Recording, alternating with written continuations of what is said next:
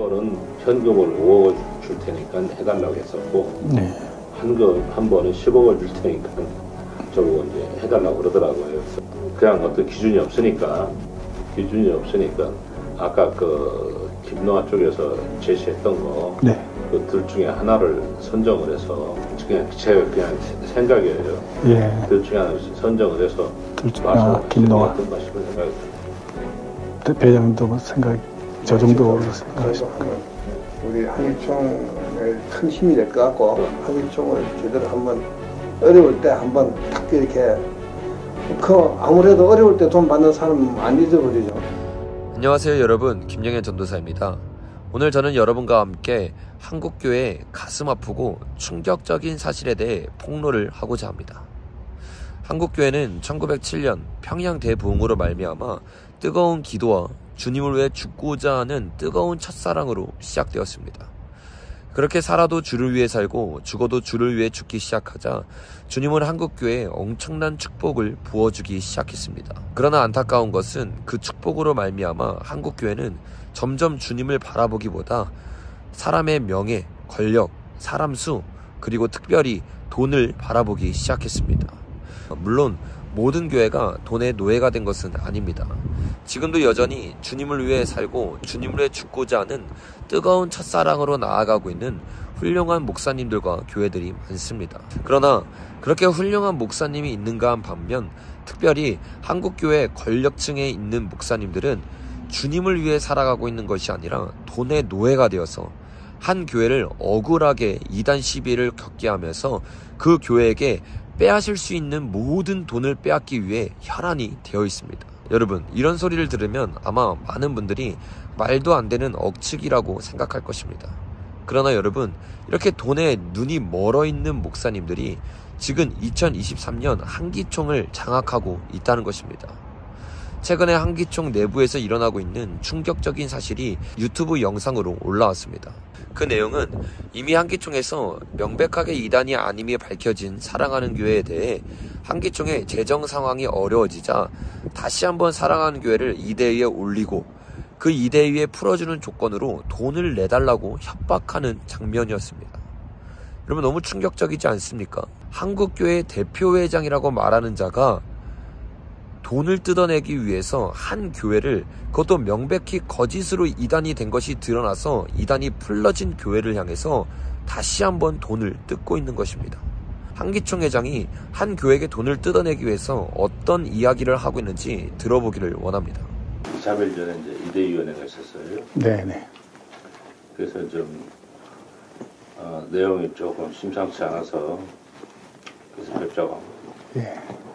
그 목사님 문제가 상당히 좀 핫하잖아요. 그래서 목사님을 뵙자고 한 거는 결국은 우리 한기총이 이 상황을 계속 유지하기가 좀 갈수록 좀 힘들어지니까 차라리 목사님께서 어떤 용단을 내려주면 더 좋은 방법도 되지 않겠는가, 이런 생각이 들어서 이제 뵙자고 한 거거든요.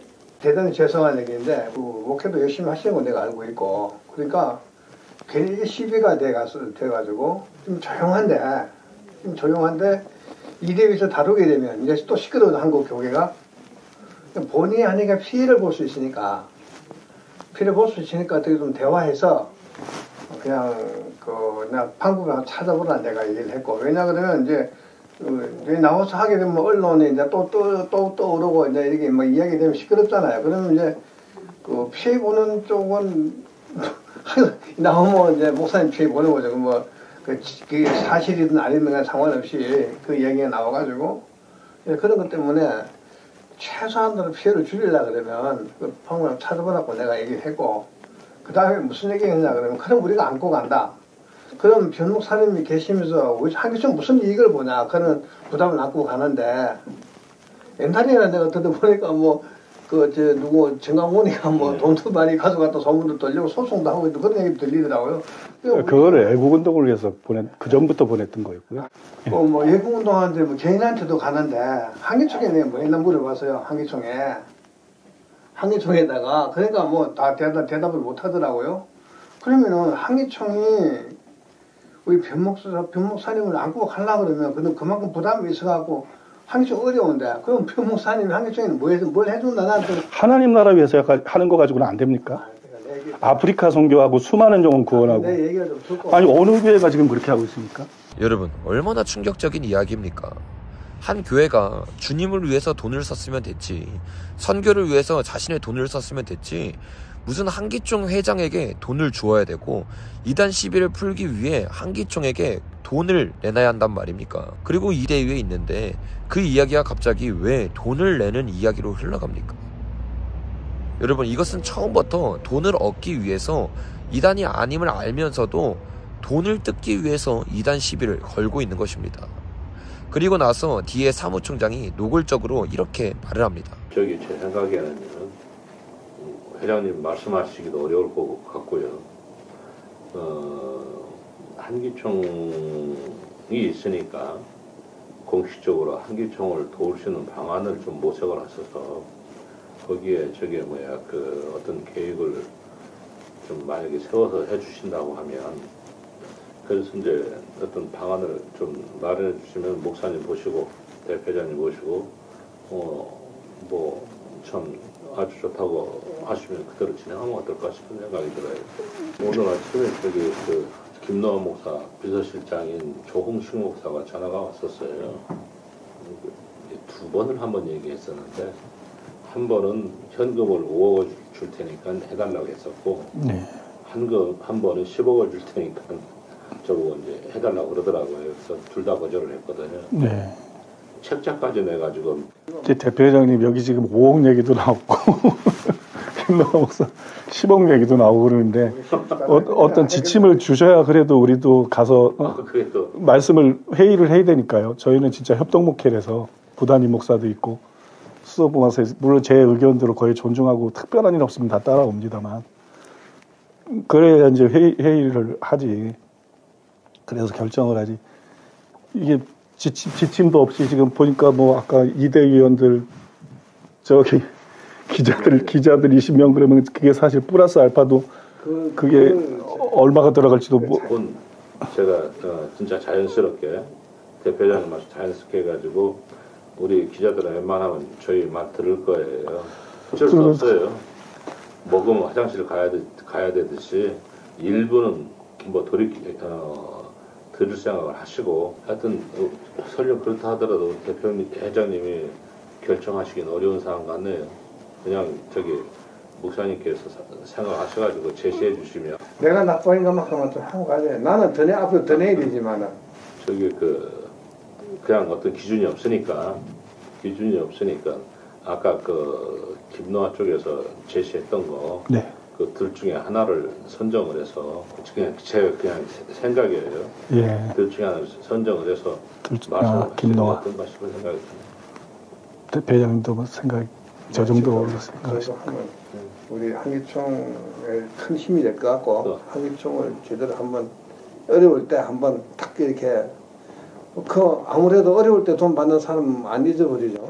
나중에 넉넉할 때 몇 달 지내가고 막 잘 돌아갔다 필요 없죠, 사실은. 여러분, 들을수록 충격적입니다. 정확하게 액수를 말하면서 5억 아니면 10억을 주면 이단 시비에서 풀어주겠다는 겁니다. 이 말은 무슨 말입니까? 그가 이단이든 이단이 아니든 참이든 사실이든 상관이 없다는 겁니다. 한기총에 돈을 내주면 이단이 아니고 한기총에게 돈을 주지 않으면 이단이라는 겁니다. 주님을 위해서 나아가고 있고 주님을 위해서 인생을 걸고 있는데 돈을 주지 않으면 이단이 된다는 겁니다. 어떻게 이 모습을 보고 다른 교회들이 가만히 있을 수 있겠습니까?